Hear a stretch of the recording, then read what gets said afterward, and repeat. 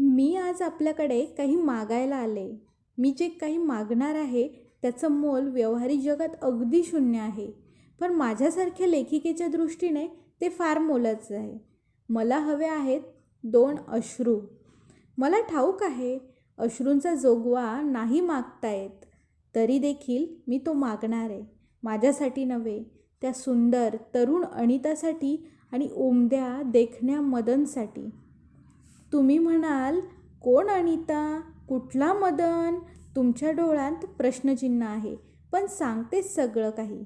मी जेव्हा केव्हा या रस्त्याने जाते ना, तेव्हा तेव्हा मला भयानक आर्त जीवघेण्या किंकाळ्या ऐकू येतात. त्यापाठोपाठ एक रक्ताचं थारोळं डोळ्यांपुढे येतं. रक्ताचा एक भोवरा आणि त्यात गरगरणारा चेहरा.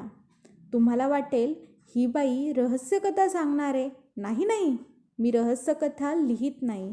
पण प्रत्येक माणसाला कुठलं ना कुठलं रहस्य आयुष्यात जगावंच लागतं, इच्छा असो वा नसो. असंच एक रहस्य मला येऊन भिडलं, जगावंच लागलं. वाटतं कुणापुढेही सांगावं, पण कुणाला सांगू?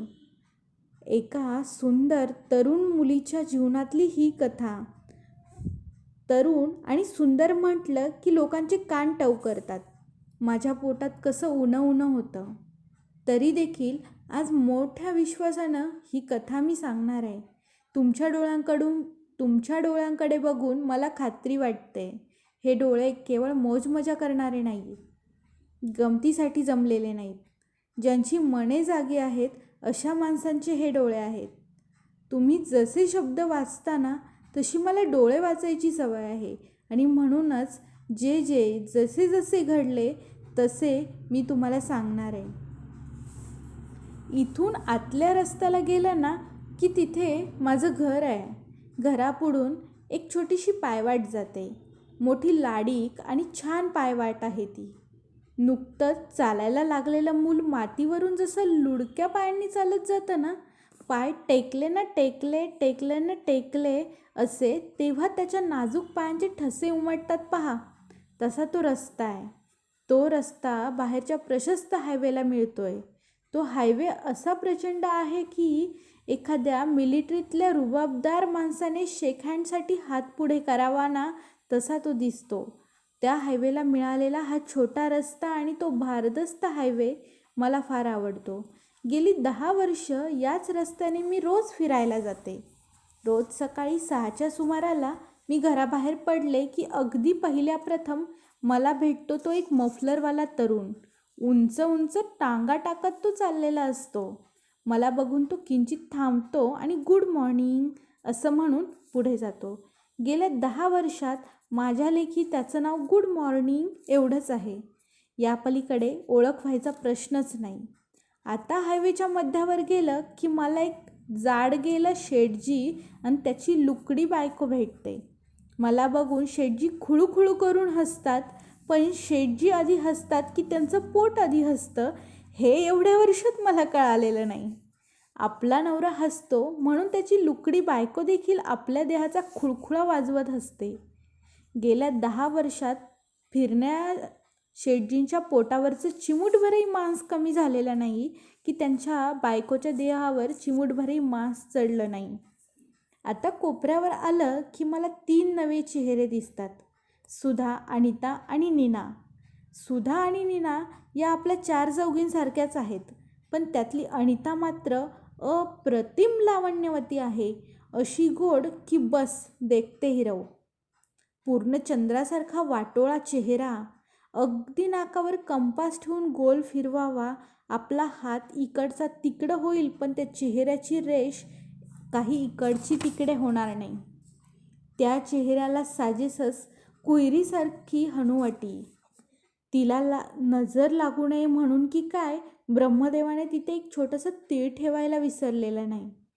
हे आपण पाहत असतानाच चांदीची नाजूक घंटी किणकिणावी तसा स्वर ऐकू येतो. अरे, या मुलीचा आवाजही इतका गोड आहे तर. आपण तिचे विलग झालेले नाजूक ओठ पाहायला लागलो आणि मोतिया रंगाचे एकसारखे दात नजरेत भरतात. लक्षात येतं हे हसू ओठांतून सांडलेलंच नाही मुळी. तर तिच्या टपोर करवंदी डोळ्यांतून हे चांदणं स्रवतंय. किती किती पाहू आणि किती किती पाहू, किती साठवू असं होऊन जातं आणि चटकन तोंडून शब्द निघून जातात. अरे वा. मला एक चांगली सवय आहे. चांगल्याला चांगलं असं मी पटकन म्हणून जाते. नाहीतर काही काही बायकांना सवय असते पहा, नवऱ्याबरोबर फिरायला निघाल्या आणि त्यानं जरा इकडे तिकडे बघितलं की वस्कन ओरडायचं, तिकडे काय बघताय? बाई ग, बघण्यासारखं होतं म्हणून तर बघतो, पण असं म्हणायचं धाडस कुठला पुरुष करत नाही. तर मला मात्र चांगल्याला लगेच पोचपावती द्यायची सवय आहे. माझं हे कौतुक अनितालाही कळलं असावं. कळलं बरं का, मी तुम्हाला आवडते ते, असा भाव लगेच तिच्या चेहऱ्यावर उमटून जातो. मीही हसते. तिथून परतताना कोपऱ्यावर भेटतो तो मदन गुप्ते. उंचपुरा, खास पुरुषी व्यक्तिमत्व म्हणता येईल. बस सकाळच्या फिरण्यातला या एवढ्याच ओळखी. या पलीकडे ओळख होण्याचा प्रश्नच नव्हता. पण तसाही एकदा योग आला. प्रेसमधलं काम संपवून अर्धा दिवस रजा घेऊन मी बाहेर पडले. भर दुपारची वेळ होती. थोडं डोकंही दुखत होतं. बसस्टॉपवर आले तर एकही माणूस नव्हता. खांबाला टेकून बसची वाट पाहत उभी राहिले. दुसऱ्या टोकाला 2 तरुण माणसं उभी होती. म्हटलं, कोण हे शहाणे भर दुपारचं चांदणं वेचायला आलेत? मी पाहायला लागले आणि माझ्या लक्षात आलं, अरे वा, काय अप्रतिम जोडी आहे. मेड फॉर इच अदर म्हणतात ना, अगदी तशी. बहुतेक वेळा काय होतं, पुरुष जर देखणा रुबाबदार असेल तर बाई म्हणजे घिनो डब्बो म्हणजे बायको, आणि बायको जर अप्रतिम लावण्यवती असेल तर पुरुष म्हणजे कपडे ठेवायचा हँगर. हे असं का व्हावं याला उत्तर नाही. त्यामुळं अशा एखाद्या गर्दीच्या ठिकाणी गेले की मी आपोआप जोड्या जमवायला लागते. हा पुरुष त्या बाईच्या शेजारी चांगला दिसला असता, ती बाई त्या पुरुषाला शोभून दिसली असती. पण हे सगळं मनातल्या मनात बरं का. प्रत्यक्षात असं काही बोललो तर मार खायची पाळी येईल. इथे मात्र बरं वाटत होतं. अगदी अप्रतिम सुंदर जोडी निर्माण करायला ब्रह्मदेवाने नक्कीच ओव्हरटाईम केला असावा. पण यांना कुठं बरं पाहिलंय, काही लक्षात येईना. एवढ्यात ती चांदीची मधुर घंटी किणकिणावी तशी ती हसली. माझ्या चटकन लक्षात आलं, अरेच्छा, ही अनिता आणि हा मदन गुप्ते. काही काही माणसं काही ठिकाणी ओळखू येतात. आता पहा, रोजचाच पोस्टमन म्हणून तो हाक देतो, त्याच्या हातातलं कार्ड, पाकिट किंवा इनलँड एवढंच आपल्या लक्षात असतं. त्या पोस्टमनचा चेहरा काही आपल्या लक्षात राहत नाही. युनिफॉर्ममधले सगळेच पोस्टमन सारखेच वाटतात. आता समजा उद्या तुम्ही एखाद्या 5 स्टार हॉटेलमध्ये गेलात आणि तिथं तुमचा हा पोस्टमन अगदी सुटाबुटात तुमच्या समोर आला आणि म्हणाला, हॅलो, तर तुमच्या तोंडून मेलो एवढाच उद्गार बाहेर पडेल. जी माणसं जिथं तिथंच ओळखू येतात हे खरं. या दोघांची ओळख पटल्यावर मी चटकन समोर गेले आणि म्हटलं, अरे वा, सकाळच्या फिरण्याचे हेही फायदे असतात, हे मला ठाऊकच नव्हतं. पण आपल्याला नुसतं हे फिरणं काही पसंत नाही. लवकर लग्न करून मोकळे व्हा बघू. लाडू कधी देणार ते सांगा आधी. देणार तर. ही आता एम एला बसली आहे. एम एचा रिझल्ट लागल्याबरोबर पहिल्या मुहूर्ताला लग्नाचा बार उडवून देणार. मला बोलवणार की नाही? तुमच्या प्रेमाचा पहिला साक्षीदार आहे मी. बोलवणार तर. आमच्या दोघांच्या ताई आहात तुम्ही. हे लग्न खूप थाटार्थ होणार होतं. एरवी सवयीने आपण म्हणून जातो लक्ष्मीनारायणसारखा जोडा शोभतोय, पण इथे मात्र प्रत्यक्ष लक्ष्मीनारायणाचा जोडा होता. मुख्य म्हणजे इथे भानगड हा प्रकार नव्हता. काही काही जोड्या अशा असतात की संध्याकाळी बागेकडे पाठ करून आणि कुंपणाकडून चेहरेकडून बसलेले असतात, किंवा सिनेमाच्या दुपारच्या शोला अगदी मागच्या रांगेत कोपऱ्यातल्या जागा अडवून बसलेले असतात. अशी जोडपी फक्त त्या अंधारातच एकत्र येतात, पुन्हा आयुष्यात कधी एकमेकांसमोर येत नाहीत. किंवा नळावर कधीकधी आपल्याला संवाद ऐकू येतात बघा. कळलं का इंद्राबाई? काय ते? अहो, ती पारसनिसांची इंदू. तिचं काय? पळाली म्हणे त्या चंदूबरोबर. छान नाक ठेचलं तिच्या आईचं. वरतोंड करून बोलत होती. आता पारसनिसांची इंदू चंदूबरोबर पळाली म्हणून तिच्या आईचं नाक कसं काय ठेचलं आणि हिला का आनंद झाला याचं उत्तर मला आजपर्यंत मिळालेलं नाही. पण इथे मात्र असा प्रकार नव्हता. दोन्ही घरात आनंद दुधडी भरून वाहत होता. त्या आनंदाची थुईथुईणारी कारंजी पाहायला त्या दोघांची ताई म्हणून मी जाणार होते. त्या दिवशी मी अतिशय उत्साहानं घरी परतले. MAच्या रिझल्टची वाट बघायला लागले. जशी काही माझी धाकटी बहीणच MAला बसणार होती. MAचा रिझल्ट लागला. अनिता उत्तम मार्कांनी पास झाली. आता केव्हा एकदा तिला भेटतो असं मला झालं होतं. रात्रभर मला झोपच येत नव्हती. शालू शेल्यातली लाजवंती फुलवंती अनिता आणि सुटाबुटातला देखणा मदन माझ्या डोळ्यापुढे येत होता.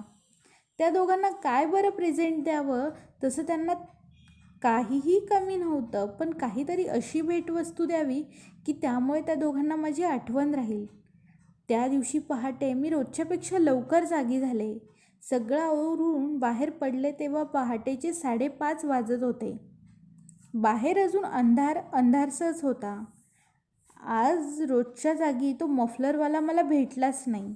हायवेच्या मध्यावर मी आले आणि लांब लांब टांगा टाकत येणारा तो दिसला. एक क्षणभर थांबून माझ्याकडे तो पाहत राहिला. मी हसले. होय, मीच ती. Good morning. तो हसला. आता मी हायवेच्या कोपऱ्यावर आले होते आणि मला बघून शेटजींनी आपल्या तोंडाचं एवढं मोठं पोस्ट ऑफिस उघडलं. मी हसून त्यांना नमस्कार केला आणि पुढे निघाले. आता कोपऱ्यावर अजून अंधार जाणवत होता.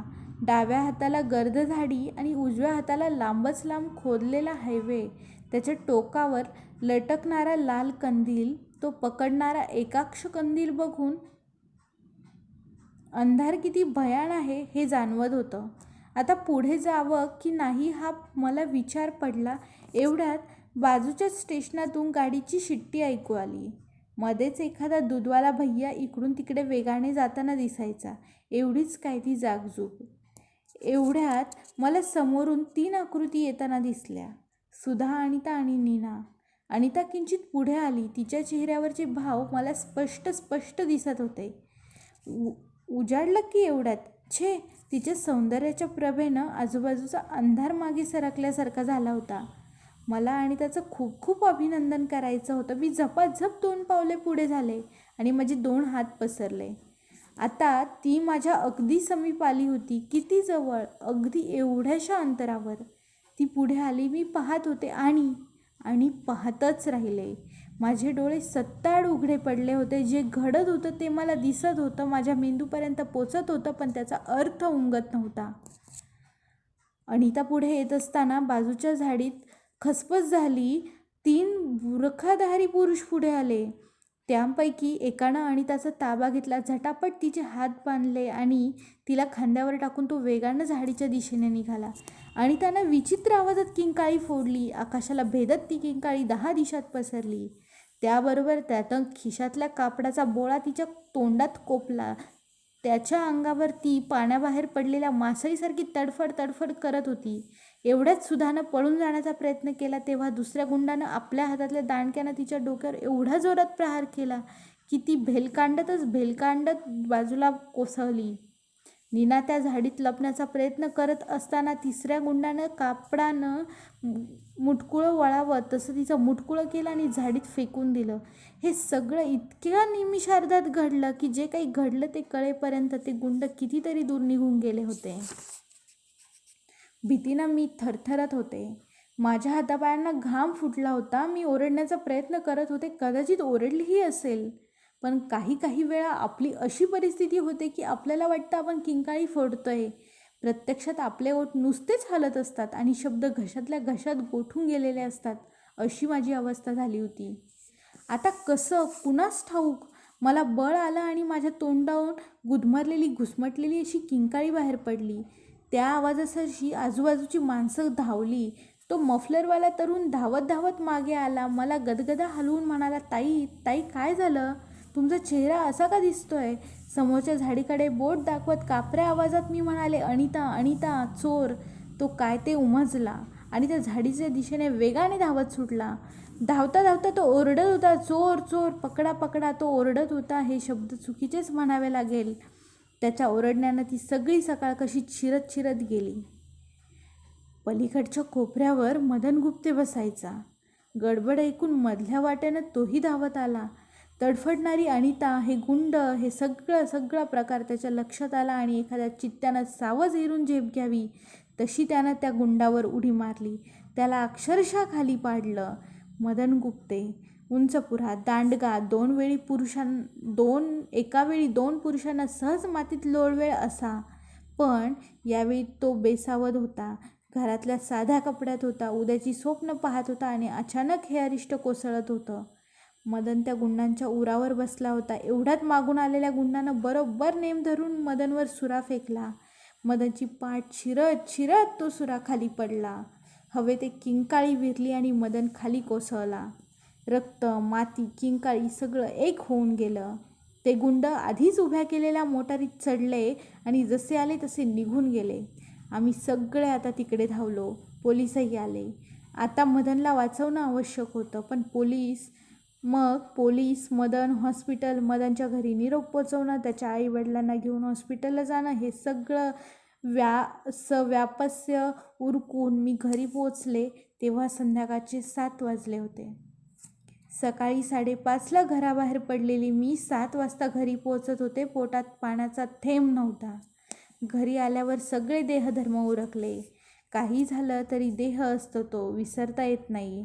बळेबळे घशाखाली 2 घास घातले आणि मी कॉटवर जाऊन पडले. माझी कॉट खिडकीजवळ आहे. माझ्या खिडकीला लागून गोलमोहराचं झाड आहे आणि आपल्या लालभडक फुलांतून तो अंगाअंगातून बहरलेला असतो. माझ्या मनातली प्रत्येक गोष्ट मी त्याला सांगते.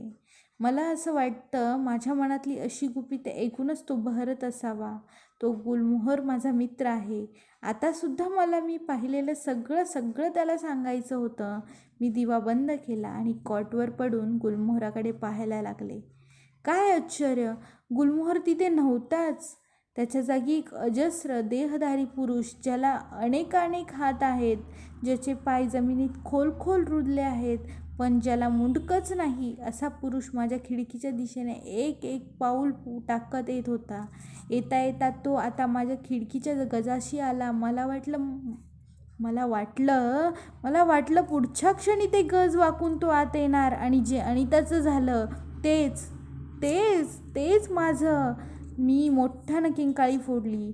भेल कांडत दिव्याजवळ गेले. दिवा लावला आणि सताड उघड्या डोळ्यांनी त्या गुलमोहराकडे पाहायला लागले. काय मूर्खपणा आहे हा! अजस्र देह, त्याला अनेक हात, पाय जमिनीत खोल गेलेले आणि मुंडकं नाही, असं कुणी असू शकतं? सगळे माझ्या मनाचे खेळ. गुलमोहर होता तिथे शांत उभा होता. मी दिवा मालवला आणि पुन्हा येऊन कॉटवर झोपले. आणि पुन्हा तेच. मी दिवा लावत होते, घालवत होते, लावत होते, पुन्हा लावत होते. संबंध रात्र मनाचे हे खेळ चालले होते. आणि पहाटे केव्हा तरी मला जाणवलं, मला फणफणून ताप भरलाय. पुढचे 4 दिवस त्याच गुंगीत गेले आणि रविवारी मी भानावर आले. मलाच शरम वाटली. ज्या लग्नात मी कौतुकानं मिरवणार होते, त्या लग्नाची अशी वाट लागल्यावर मी अस्वस्थ पडून राहिले. माझ्याच भावनांना गोंजारत राहिले. मी लेखिका आहे. खरा लेखक कुणाला म्हणायचं, जो आपल्या भावनांचं कोडकौतुक करत नाही. लेखक म्हणजे मनाधनाचा हिशेब, टाळ्यांचा कडकडाट, मानसन्मान एवढंच गृहीत धरायचं. खरा लेखक तो की जो इतरांच्या अंतर्मनातली व्यथा जाणतो, त्याच्याशी एकरूप होतो आणि त्यांना शब्दरूप देतो. मनात हे आल्याबरोबर मी चटकन उठले. पटापट सगळं आवरलं आणि हॉस्पिटलच्या दाराशी जाऊन उभी राहिले. मी मदनच्या कॉटजवळ गेले. अनेक बेडसीजमध्ये तो पडला होता, पण त्याचे डोळे उघडे होते. त्याच्याजवळ जाऊन वाकून मी त्याच्याकडे बघितलं, त्याच्या डोळ्यांकडे बघितलं. मात्र खरंच सांगते, माझ्या मनात येऊन गेलं की हे सगळे असले डोळे घेऊन जगण्यापेक्षा या क्षणाला हा मरत का नाही. ते डोळे मेलेल्या माणसाचे होते, गारगोट्यांसारखे. या डोळ्यांमध्ये कधी कुठल्या मुलीवर प्रेम केलेलं होतं, कधी उद्याची स्वप्न दिसत होती, कधी दोघांचं नाजूक देखणं जग पाहिलं होतं आणि तसं जर नसेल तर वयाच्या अवघ्या 25व्या वर्षी प्रेतासारखं हे डोळे घेऊन हा कशासाठी आणि कुणासाठी जगणार होता. हे सगळं मला वाटत होतं, पण ते मी त्याच्या आईला सांगू शकत नव्हते. त्याची आई डोळ्यात प्राण आणून माझ्या बाजूला उभी होती. माझा हात हातात घेऊन ती म्हणाली, तुमचे किती आभार मानू, तुमच्यामुळे मला माझा मुलगा परत मिळाला. मी काहीच बोलले नाही, फक्त तिच्या हातावर थोपटल्यासारखं केलं आणि बाहेर पडले. बाहेर तो उभा होता, मफलरवाला तरुण. तो माझीच वाट पाहत होता. मला बघून तो झटकन पुढे आला आणि म्हणाला, मी तुमची किती वाट बघत होतो. माझी? कशासाठी? अनिता सापडली आहे. केव्हा? कधी? कुठे? कशी? कितीतरी प्रश्न एकदम माझ्या तोंडून बाहेर आले. तो खंतावलेल्या आवाजात म्हणाला, तिथेच, त्याच ठिकाणी, ज्या अवस्थेत तिला बांधून नेली होती तशीच, बरोबर 36 तासानंतर. आणि आता? प्लीज मला पुढचं काही सांगू नका. एक अप्रतिम लावण्यवती तरुण मुलगी 3 गुंडांच्या हाती सापडल्यानंतर 36 तासांनी परत येते, म्हणजे तिचं काय झालं असेल हे तुम्ही सांगू शकत असलात तरी ते ऐकण्याची माझी ताकद नाही. माफ करा, मी तुम्हाला वेगळंच सांगायला आलोय. फिरण्याच्या निमित्तानं आपण एकमेकांच्या ओळखीचे झालो. तुम्ही त्या दोघांना चांगलं ओळखत होता. आता कृपा करून एक काम करा आणि त्याला उचलायची आणि सरळ मदनसमोर उभी करायची. कदाचित या धक्क्यानं ती दोघं आधीचं दुःख विसरतील. एकमेकांकडे पाहून ती एकमेकांची होतील. एक नवं जीवन निर्माण करतील. हे काम फक्त तुम्हीच करू शकाल. प्लीज माफ करा, मला हे जमणार नाही. अहो, कुठली तरुण मुलगी अशा अवस्थेत पुन्हा आपल्या प्रियकराकडे जाईल?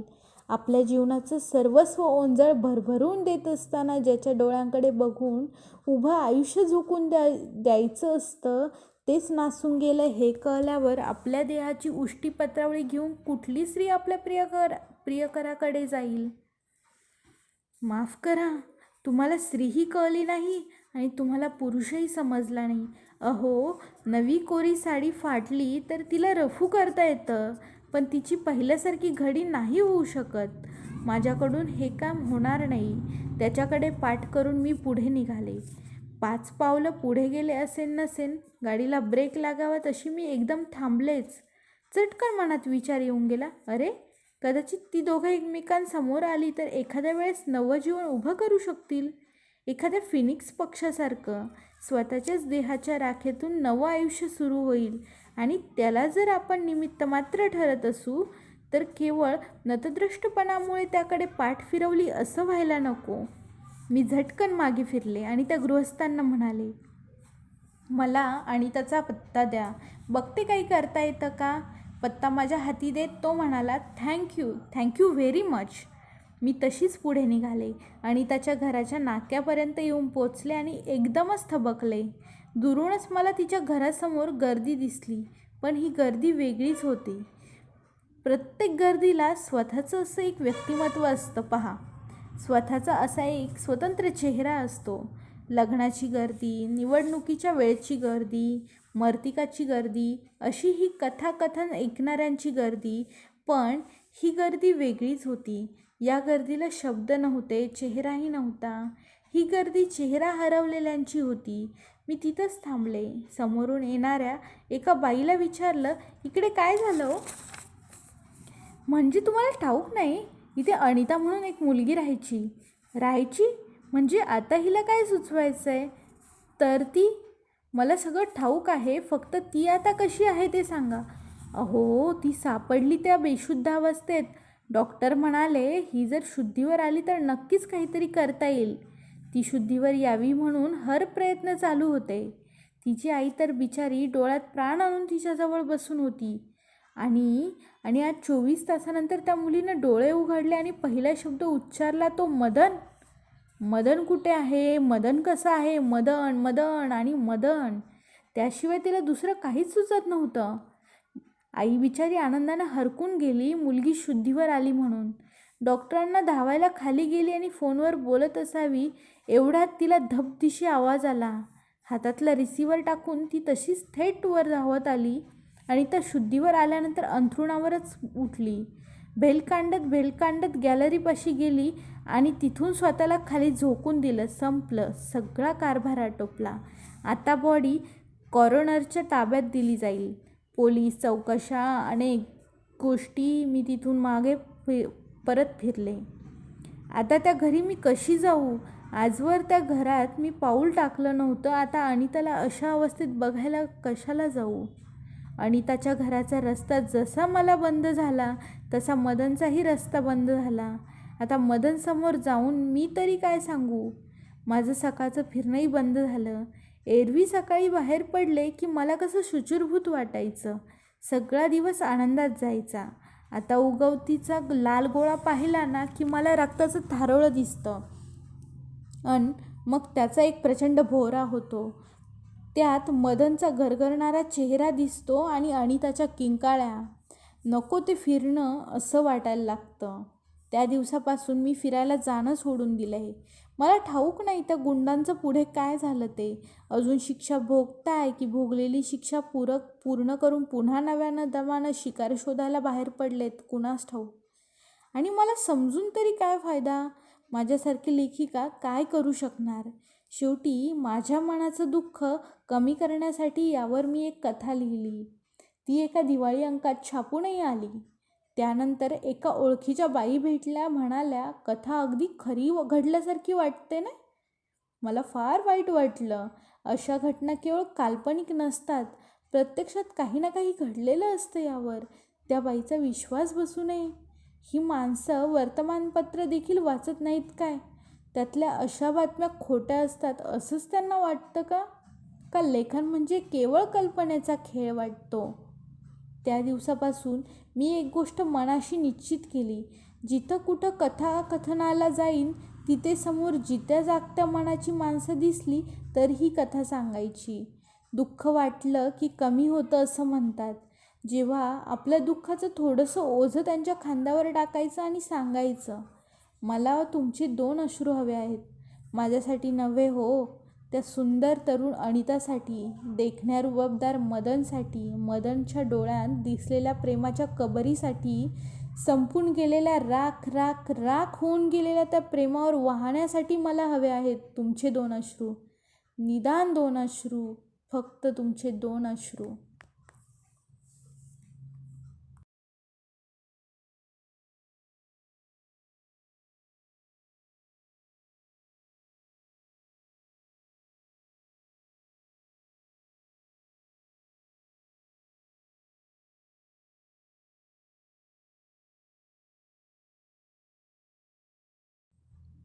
मी आज आपल्याकडे काही मागायला आले. मी जे काही मागणार आहे त्याचं मोल व्यवहारी जगात अगदी शून्य आहे. पण माझ्यासारख्या लेखिकेच्या दृष्टीने ते फार मोलाचं आहे. मला हवे आहेत 2 अश्रू. मला ठाऊक आहे अश्रूंचा जोगवा नाही मागता येत. तरी देखील मी तो मागणार आहे. माझ्यासाठी नव्हे, त्या सुंदर तरुण अनितासाठी